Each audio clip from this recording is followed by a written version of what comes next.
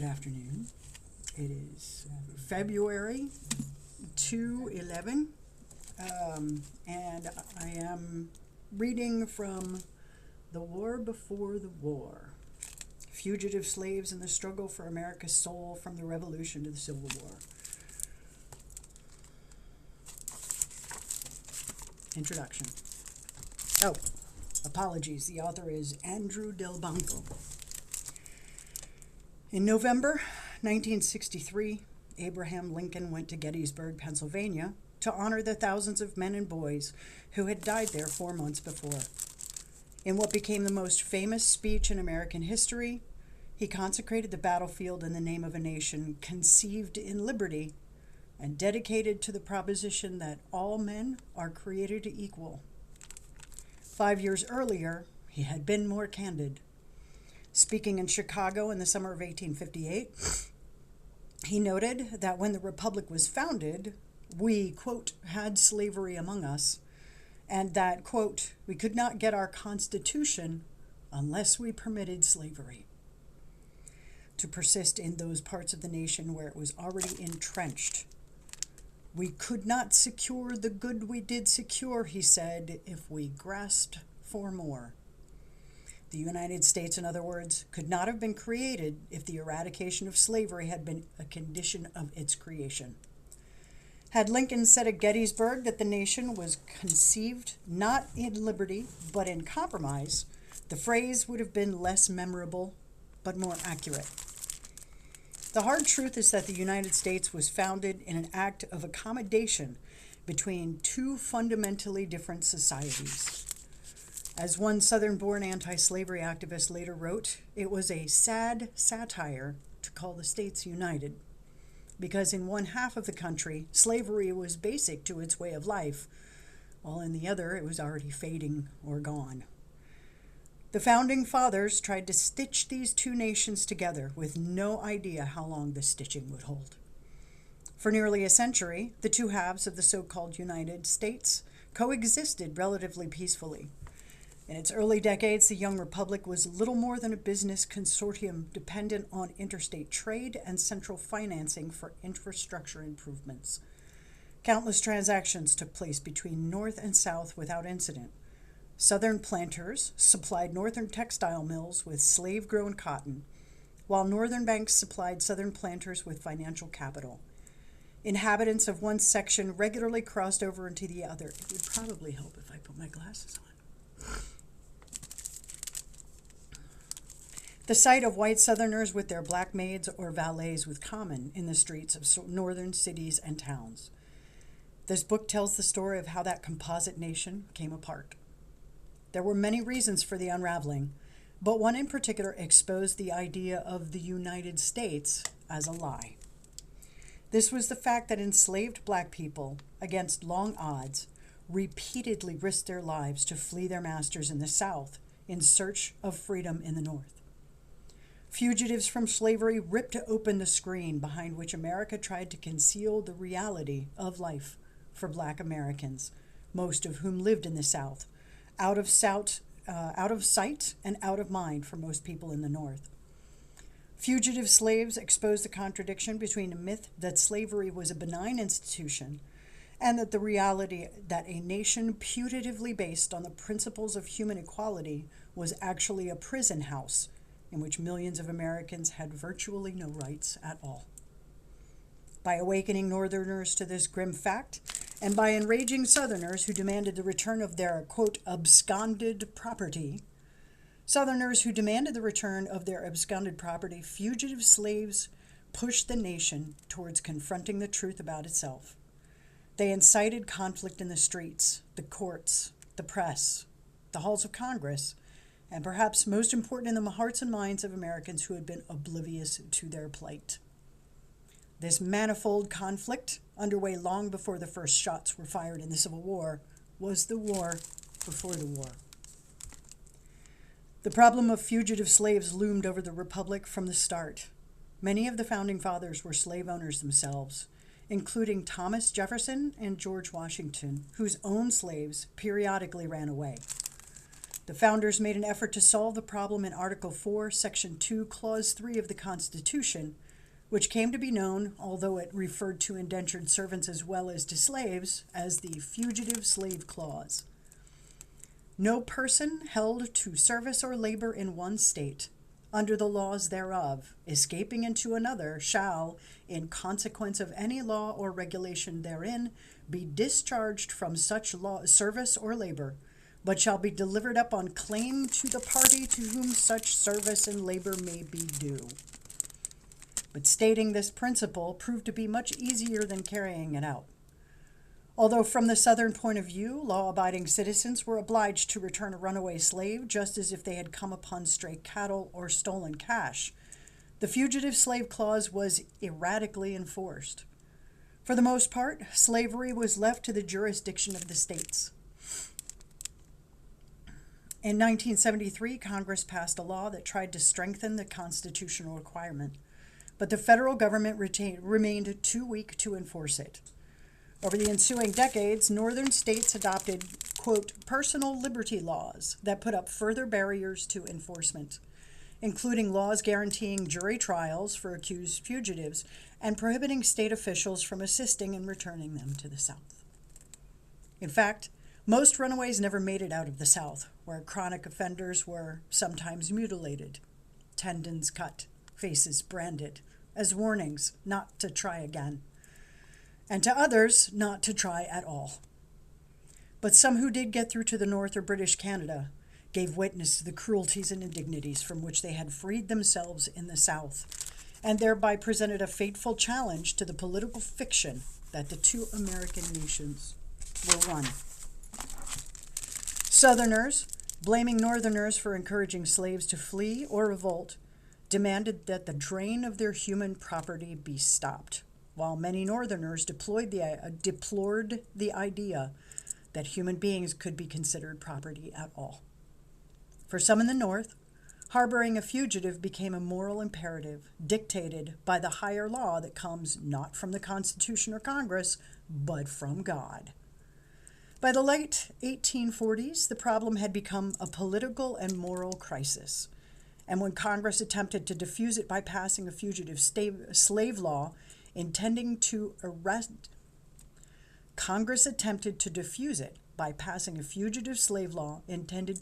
the issue once and for all, it had the unintended effect of pushing the nation towards violent conflict with itself. The final reckoning was set in motion in 1846 with the outbreak of the Mexican War. With strong but not universal support in the South and against strong but not universal resistance in the North, both halves of the United States joined to wage a war of conquest. By the time the fighting ended 2 years later, the United States has seized a huge swath of land stretching from Texas to California, nearly equal in size to 1/3 of our present-day nation.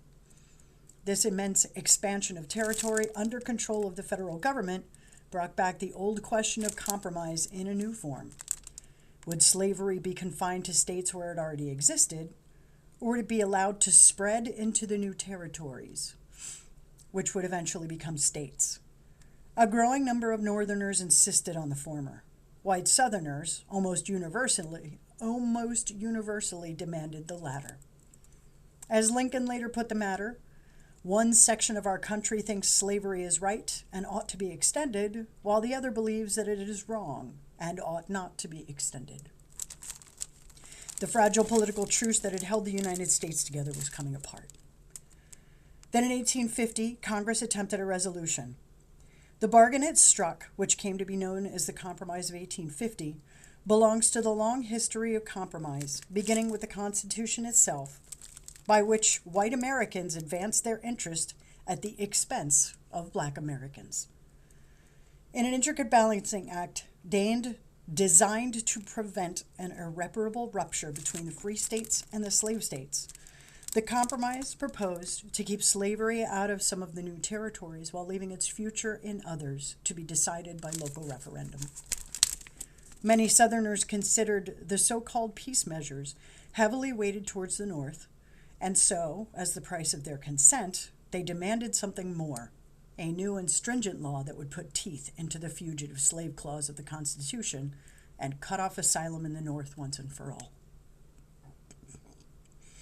In September 1850, Congress sealed the deal by passing what became known as the Fugitive Slave Act. It was meant to be a remedy and salve, but it turned out to be an incendiary event that lit the fuse that led to civil war. It was an act without mercy. To those arrested under its authority, it denied the most basic right enshrined in the Anglo-American legal tradition, habeas corpus, the right to challenge in open court the legality of their detention. It forbade defendants to testify in their own defense. It ruled out trial by jury. Except for proof of freedom, such as emancipation papers signed by a former owner, the Fugitive Slave Act disallowed all forms of exonerating evidence, including evidence of beatings, rape, or other forms of abuse while the defendant had been enslaved. It criminalized the act of sheltering a fugitive and required local authorities to assist the claimant in recovering his lost human property. It put the power of extradition in the hands of commissioners appointed by the federal government and limited the disputed issue to confirming the identity of the person who had tried to flee to freedom. If the accused could be shown to have belonged to the claimant according to the laws of the state from which they had fled, she was ordered back to captivity. Everything about the Fugitive Slave Act favored the slave owners. Even free black people in the North, including those who had never been enslaved, found their lives infused with the terror of being seized and deported on the pretext that they had once belonged to someone in the South. The Fugitive Slave Act forced them to live furtively in dread of every footstep on the stairs and every knock on the door. At any moment, they could be snatched off the street. And some were. As for the millions of slaves still held in the South, the Fugitive Slave Act deepened the despair of the already desperate. One incensed citizen called it the most disgraceful, atrocious, unjust, detestable, heathenous, barbarous, diabolical, man-degrading, woman-murdering, demon-pleasing, heaven-defying act ever perpetrated. Many Northerners agreed but found the adjectives too mild. Meanwhile, hardliners in the South, fearful that their slave-based culture was under mortal threat, considered the Fugitive Slave Act the only tub thrown to the whale of the South out of the whole series of compromise measures, and warned that upon its faithful execution depends our beloved Union. On September 18th, 1850, the President of the United States, Millard Fillmore, a New Yorker who disliked slavery, signed the legislation into law. Before the signing, a white clergyman in Fillmore's home state prayed that the hand holding the pen might be palsied. In Ohio, a black minister who had escaped slavery 20 years earlier remarked that Satan could now rent out hell and move to the United States, where he would feel more at home. When Massachusetts Representative Horace Mann, attending a White House reception, was greeted by the president with hand outstretched, he refused to touch Fillmore's hand with his own. The leading intellectual of the North, Ralph Waldo Emerson, declared that none that was ready to go on all fours would back this law. Emerson's claim has a satisfying clarity, and yet if it were wholly true, we would have to count among those crawling in the mud a good many people who despised slavery at least as much as he did, including Lincoln, who wrote to a friend in 1855, "I hate to see the poor creatures hunted down and sent back to their stripes, but I bite my lip and keep quiet." Out of the gap between Emerson's righteous fury and Lincoln's reluctant acquiescence comes the driving question of this book. How could anyone who loathed slavery, in Lincoln's case, a man who built his political career on opposing it and eventually leading the war that would destroy it, countenance such an odious law? Confronting this question takes us beyond a world where the lines between good and evil are sharp or bright into a gray confusion where navigation was soul-trying work. Understanding the moral ambiguities of the pre-Civil War years requires immersion in the particulars of the time when the fugitive slave problem preoccupied not only those whom it affected most directly, slaves and slave masters, but politicians, jurists, writers, activists, and some indeterminate portion of the silent public. It is a question about a particular historical era, but it recurs in one form or another, whether people must decide whether to submit to an unjust law or resist it. The choice may seem to have been a simple one, but nothing about antebellum America was simple. Some historians think that the fugitive slave crisis should be told as a story of bluffing and flinching, of white Southerners not yet ready to secede, and white Northerners too ready to crush the hopes of refugees from slavery for the sake of preserving the Union. In this version of the story, the compromise was an act of abject appeasement of the South by the North. The choice may seem to have been a simple one, but nothing about... Okay, hang on. Other historians prefer a story of political realists in the North who feared that an independent South released from federal constraint would grow into a slave-based empire, not only incorporating territories won from Mexico, but reaching to Cuba and into the Caribbean. In this version of the story, the compromise secured a decade of peace during which free states outstripped slave states in industrial development, and a network of railroads linking producers in the West with consumers in the East came to rival the Mississippi and Missouri rivers as arteries of commerce. Given what we know from hindsight, that by the time compromise gave way to civil war, the North had achieved the requisite economic and political unity to overwhelm the South. The freedom-killing law proved to be ultimately an advance towards freedom. In light of this confounding irony, how should the compromisers be judged? Should they be condemned for joining the long lineage of white Americans who have shown a craven willingness to bargain on the backs of black people? Were they knowingly complicit in a crime against humanity? Or should they be credited for buying time that eventually made emancipation possible? Was the compromise unconscionable? Or was it a concession necessary to avert something worse, the secession of the South, by which a new slave-based nation would be created and slavery released from all constraint? However one answers these questions, the fugitive slave law was a vivid instance of the law of unintended consequences. It turned antebellum America upside down. In the North, after a fugitive was violently arrested in Boston and sent back to his master in Virginia, one New England industrialist whose textile mills wove slave-grown cotton into cloth remarked, "We went to bed one night old-fashioned, conservative, compromise Union Whigs and waked up stark-mad abolitionists."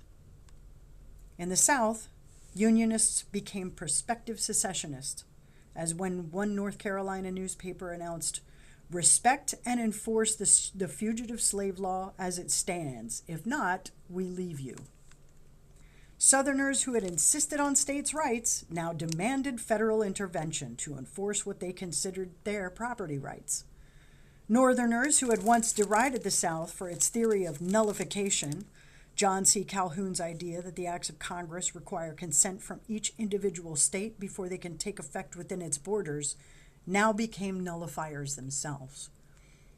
The black abolitionist Martin Delany, who had once scorned the idea that blacks should leave the United States for Africa, Canada, or the Caribbean, now concluded that the fugitive slave law had created a situation so desperate that emigration is absolutely necessary. Intended to secure the Union, the fugitive slave law made it less secure. It clarified just how mutually hostile North and South had become. It broke the Democratic Party into Northern and Southern factions. It fractured the Whig Party into cotton Whigs and conscious Whigs. It made the possibility of disunion, once an extremist idea, seem plausible. One eminent New Englander replied to the Southern secessionist threat with a shrug of disgust. If the Union be in any way dependent on an act so revolting in every regard, then it ought not to exist. And yet, vile as it was, the Fugitive Slave Law was also, ironically, a gift to anti-slavery activists, both black and white, because wherever it was enforced, it allowed them to show off human beings dragged to the hell from whence they came, a more potent aid to the cause than any speech or pamphlet. It implicated Northerners in the business of slavery in a way they had never felt before. It made visible the suffering of human beings who had been hitherto invisible. It forced Northerners to choose between coming to their aid in defiance of the law or surrendering them under penalty of the law. Before the Fugitive Slave Law, Northerners could pretend that slavery had nothing to do with them. After the Fugitive Slave Law, there was no evading their complicity. The most famous fugitive in America, Frederick Douglass, acknowledged as much when he said that the Fugitive Slave Bill has especially been of positive service to the anti-slavery movement. Indeed, some of slavery's most ardent champions in the South were wary of the Fugitive Slave Law. Jefferson Davis, future president of the Confederacy, not only suspected that, quote, this law will be a dead letter in any state where the popular opinion is opposed to such rendition, but feared that it could have long-term consequences costly to the South. Because slave owners thought of themselves as a besieged minority, vulnerable to the expansion of federal power, there was risk in allowing the federal government to assume control over the slave property. The fugitive slave laws might prove to be an elusive triumph because it granted unprecedented power to the federal government that could someday be turned against them. In ways beyond anything Davis could imagine, it would indeed come back to haunt the South when, after the Civil War, it was invoked in Congress as precedent for empowering the federal government to enforce the rights of black citizens in the former slave states.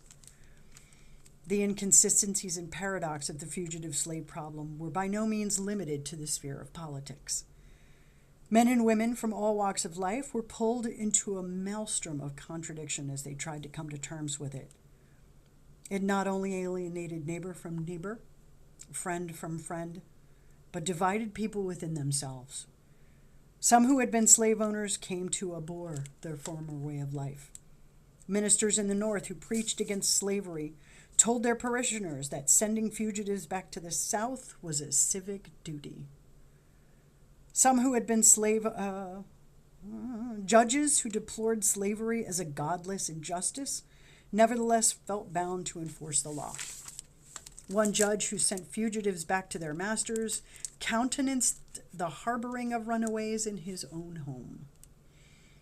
It is too simple to tell this tale as a fable of good versus evil, not because of any ambiguity about the evils of slavery itself, but because given the facts of antebellum politics, the compulsion of economic interests, and the constitutional protections slaveholders enjoyed, it was far from clear how the evil could be destroyed. Humanity cries out against this vast enormity, Herman Melville wrote in 1849, but not one man knows a prudent remedy. By prudent, he meant some way of destroying slavery without destroying the Union itself. If the constitutional guarantee of the right of slave masters to recover their runaway slaves were to collapse, an outraged South might go its own way, emboldened to build a slave-based empire beyond the limits of the United States. The story recounted in this book is therefore not a story in which, as one of the compromisers put it with justified doubt, right may be distinguished from what is wrong with the precision of an algebraic equation. It is better told, as an anti-slavery minister living in a slave state wrote, as a story in which right-minded men could hardly tell where the lines of right and wrong crossed each other, and the complications of actions and motives, both right and wrong, were past finding out. One reason the story of the fugitive slave law is worth telling is that it takes us back to a time when the public and personal became indistinguishable, when the lives of some Americans were put at risk by a vote of Congress, and other Americans, rejecting the option of what Henry David Thoreau called spectatordom, risked their reputations and sometimes their lives in response. It transformed the lives of both ordinary and eminent Americans and eventually touched virtually all. For this story to be grasped in anything like its full complexity, it must be told from the multiple perspectives of Northerners and Southerners, black and white, whose lives were forced by the fugitive slave problem into unwanted convergence. It begins with the nation's founding because the founding fathers themselves were inextricably bound up in it. It has a large and varied cast of characters, starting with such architects of the Republic as James Madison, Alexander Hamilton, and Benjamin Franklin, as well as Washington and Jefferson. The founders entrusted their constitutional compromise to successors such as Calhoun, Daniel Webster, and Henry Clay, who in turn handed it off to the generation of Stephen A. Douglas and Lincoln. But there is much more to the story than the work of mainstream politicians. By the 1830s, a biracial anti-slavery movement was gaining strength outside electoral politics. Some of its leaders, including some who had escaped from bondage themselves, believed that slavery could be reasoned or preached out of existence, while others believed it could be defeated only by blood and fire. Writers, journalists, polemicists, poets, and novelists attacked slavery with new passion. An obscure author named Harriet Beecher Stowe, who was living in Cincinnati near the Kentucky border in 1850, was so outraged by the fugitive slave law that she wrote a best-selling book, Uncle Tom's Cabin, whose most memorable scene made visible the terror of an enslaved mother leaping from ice floe to ice floe across the Ohio River with her baby in her arms, just ahead of a slave-catching posse. At the center of the history that Stowe brought to life are, of course, the fugitives themselves, whose own writings, editorials, speeches, letters, memoirs begin to appear in print in significant numbers in the 1840s, even before the passage of the Fugitive Slave Law. Their experiences are both imperative and impossible to recapture, in part because most slaves were kept illiterate by law or custom, and their published accounts tended to be filtered through the minds of abolitionist editors. Even those who wrote and spoke without meditation knew that the ordeal of slavery, like combat, incarceration, or a deadly illness, is something no one can grasp who has not gone through it.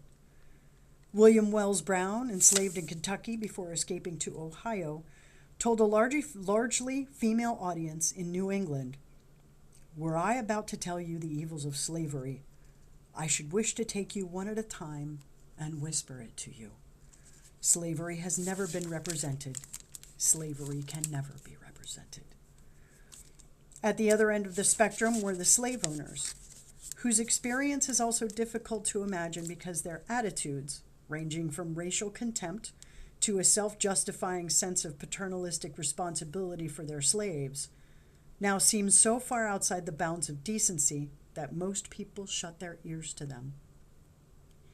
And then there were those, perhaps a majority of white people in the North, who struggled to find a way, as one anti-slavery minister put it, to obey the law while respecting themselves. Writing with a certain voyeuristic pleasure, Nathaniel Hawthorne described one New England politician oscillating between saying yes and saying no to the fugitive slave law, attempting first to throw himself upon one side of the gulf, then on the other, until he finally tumbled headlong into the bottomless depth between. In Boston, a U.S. Marshal reluctantly obeyed a court order to send a fugitive back to slavery, then raised money to try to buy the same man's freedom, and after the Civil War, hired him to work as an employee of the federal government. Through most of his career, Lincoln himself tried to walk the line between compliance and resistance to the fugitive slave law. Repulsed by the Southern demand that, quote, we must arrest and return their fugitive slave with greedy pleasure, he nevertheless pledged to respect the law. Even after his election as president and well into the Civil War, he continued trying to reconcile his revulsion at slavery with his devotion to the Union. In that sense, he was the embodiment of America's long struggle to remake itself as a morally coherent nation. Under his leadership, the Civil War finally resolved the problem of fugitive slaves by destroying the institution from which they had fled. By the time of his death, some 4 million black Americans were no longer at risk of forcible return to their erstwhile masters. They had entered a limbo between the privations of their past and the future promise of American life, a transition that remains far from complete. There is an aphorism attributed to Mark Twain, although no evidence exists that he ever said it, that while history does not repeat itself, it rhymes. The fugitive slave story is a rhyming story. It is impossible to hear it. It is impossible to follow it without hearing echoes in our own time. It is about the breakup of the two major political parties in antebellum America. It is about the rise of what might be called the first Black Lives Matter movement, as black people in the North protested the outrage of slavery and stormed the jails where runaway slaves were held. It is about the establishment of sanctuary cities, where fugitives, the undocumented immigrants of their time, sought safe haven. It is about the transfer of states' rights principle from the right to the left as a means of defense against a predatory central government. It is about a political realignment that culminated in the election of a president with a minority of the popular vote. It takes place at a time when insult and invective became the currency of public discourse. And most of all, it reminds us at every turn of how enduring the devastating effects of America's original accommodation with slavery were and are on the lives of Black Americans. Perhaps the strongest affinity between then and now was suggested by the great historian Richard Hofstadter, more than a century after the fugitive slave crisis and half a century before our own time. Writing in that tumultuous year, 1968, about the ineffable sense of shared values by which a society sustains itself, which he called comity, Hofstadter made reference to the struggle over slavery and no effort to predict when the next such crisis would arrive. Yet his words have a striking pertinence to America in the 1850s, as well as an eerie currency today.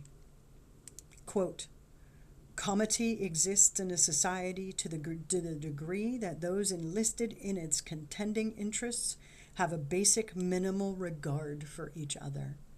One party or interest seeks the defeat of an opposing interest on matters of policy, but at the same time seeks to avoid crushing its opposition, denying the legitimacy of its existence or its values, or inflicting upon it extreme and gratuitous humiliations beyond the substance of the gains that are being sought.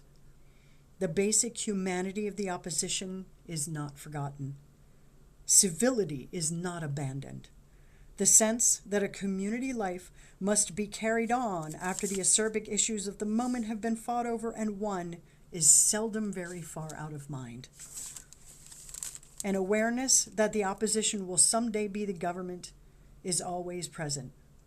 The reality and value of comity can best be appreciated when we contemplate a society in which it is almost completely lacking. As Hofstadter suggests, comity is as fragile as it is precious. In America in the 1850s, it collapsed.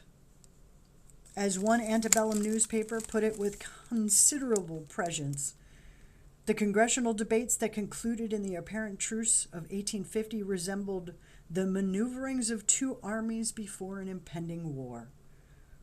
Americans before the Civil War were, of course, living in a circumstance and with beliefs very different from our own.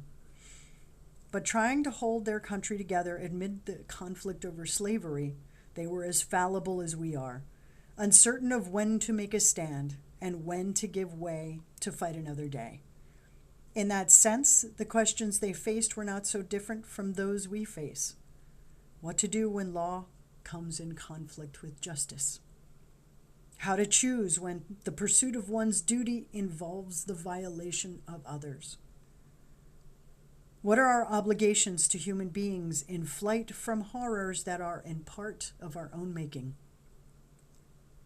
With whom should one seek compromise, and whom should one shun even at risk of war?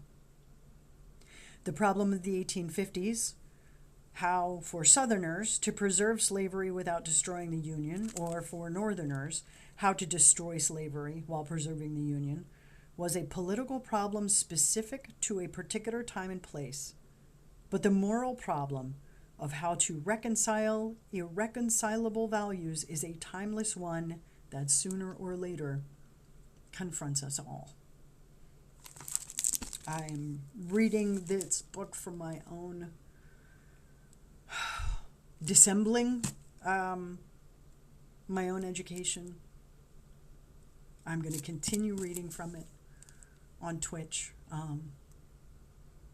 I know it's uncomfortable reading, but we need to be uncomfortable. There are really horrific things happening. The legacy of the slave patrols is at our doorstep. It's tearing people out of their beds in Minnesota. It's zip tying children and throwing pregnant women down to the asphalt.